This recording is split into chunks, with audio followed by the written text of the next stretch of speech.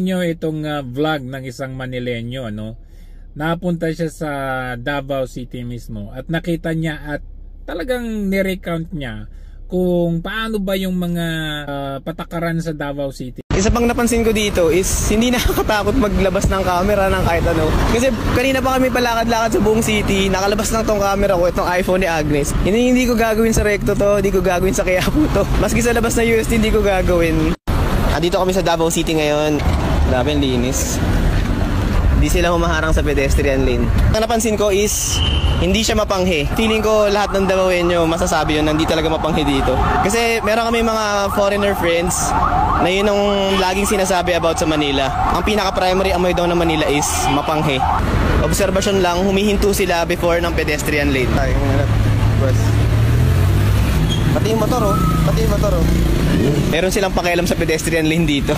Hindi naman kami nag-iinarte sa pedestrian lane. Ang maganda lang sa kanya dahil nasa likod yung mga sasakyan, mas madaling maglakad, mas safe para sa mga citizens. And actually yun naman talaga dapat yung ginagawa ng tao eh.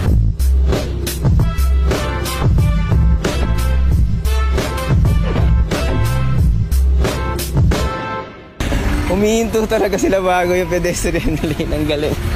Ang maganda dito sa Davao dahil bawal yung public yossing, mas masarap maglakad-lakad kasi hindi mabaho, hindi masakit sa ilong huminga. And in general, mas positive lang talaga. Ito, tinan mo. Pumarada ulit siya before ng pedestrian lane. Sobrang siyang unnatural thing para sa aming mga Manileño. Ito pa, may isang kakamping, certified na kakamping. Ito ang kanyang kwento tungkol sa Davao City. Again, Lenny, ako ha, Lenny. Pero nung pumunta ko ng Davao, nakita ko talaga kung gaano kaganda yung Davao, kung gaano katahimik, kung gaano kalinis. Yung linis, Bay, yung linis, walang-wala sa Manila, walang-wala dito sa Cavite na. Bay, pumunta ka ng Davao para ma-gets mo yung sinasabi ng Shuvi. Kung gaano ka-safe. Bay, maiwanan mo yung bag mo doon, pagbalik mo nandoon yun. Ganon. Yung kalsada nila doon, ang linis. Yung taxi driver na doon, kahit dos lang yung sukli, ibibigay nila. Hindi dito sa Manila. Hindi kagaya dito sa atin sa Manila natin pong kapag 20 yung sukli, hindi na ibibigay sa'yo ng driver. Nagigets niya ba? Nagigets? Mabalik tayo. Ang sinasabi ng Shuvi, yung naging effect ng Duterte doon sa lugar nila, hindi sa lugar ninyo.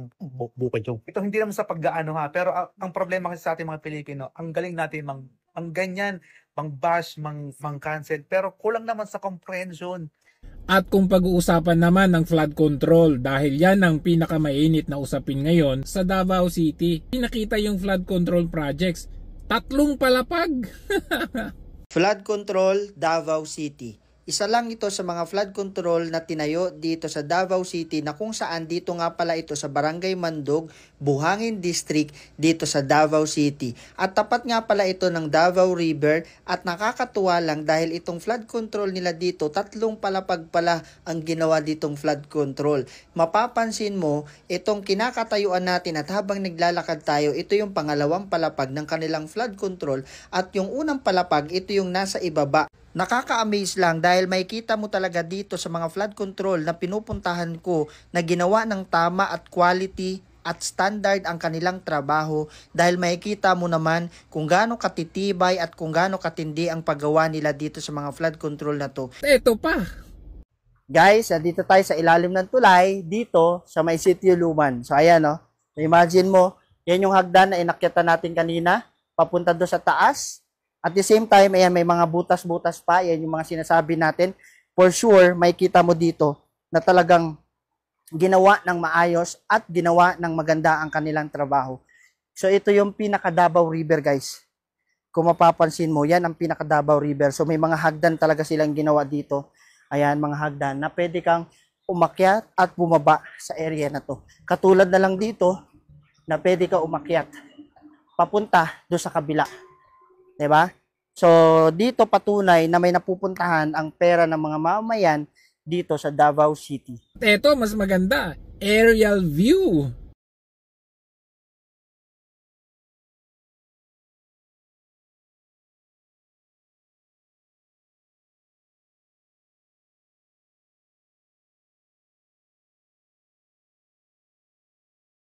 Kaya, hindi natin masisisi si former Governor Chavit Singson na gusto niya unahin sa norte.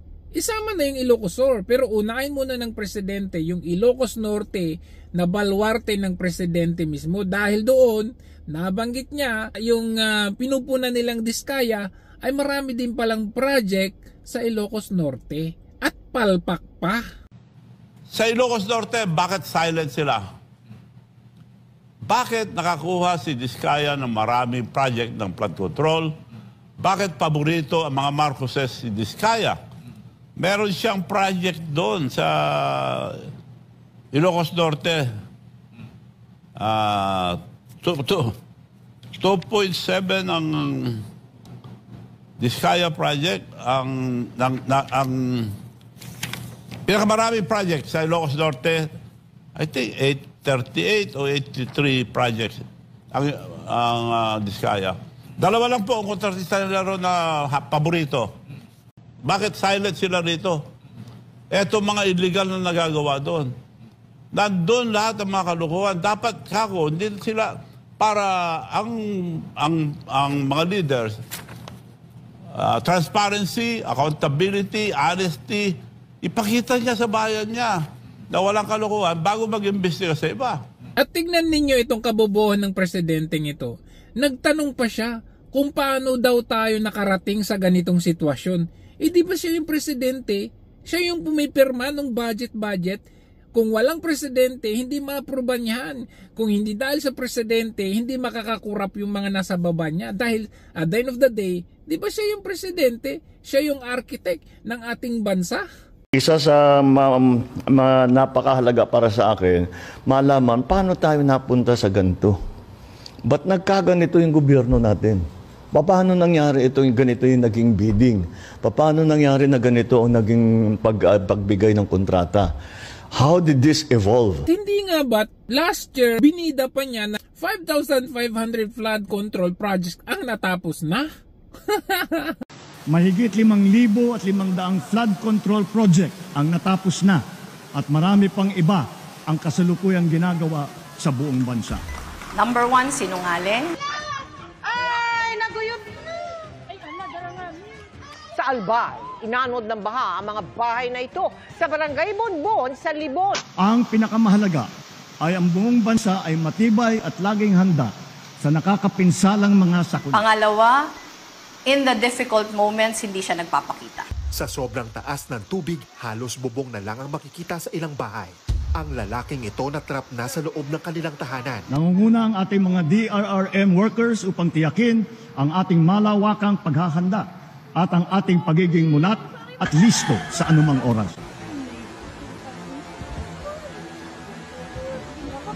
Bilang pangunahing paghahanda, nagtatayo tayo ng mga mahalagang infrastruktura na magsisilbing proteksyon at sentro ng koordinasyon, lalo na sa aspeto ng paghahatid tulong.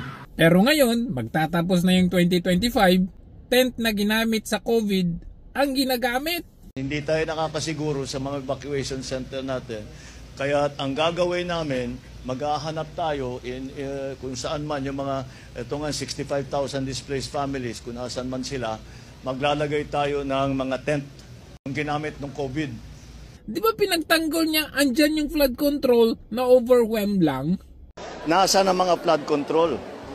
Nandyan ang mga flood control na overwhelmed lang. Many months later. Ang report dito, wala kaming makita na kahit isang hollow block, isang ng simento, walang equipment dito. Lahat itong project na ito, ghost project. Kaya umabot na. International ang balitang korap ang Pilipinas. Nakakahiya itong gobyernong ito. Kaya tignan ninyo itong balitang ito, nakakahiya. Magpapatawag ng meeting ang Embahada ng Pilipinas sa Norwegian Foreign Ministry. Kasunod ito ng insidente ng isang Pinoy na tinanggihang magpapalit ng pera sa airport. $300 sana ang ipapalit ng Pinoy sa foreign exchange counter sa airport sa Oslo. Pero hindi pumayag ang staff nang malamang galing ito sa Pilipinas. Hindi raw nila mapapalitan ang pera dahil sa korupsyon at money laundering sa Pilipinas.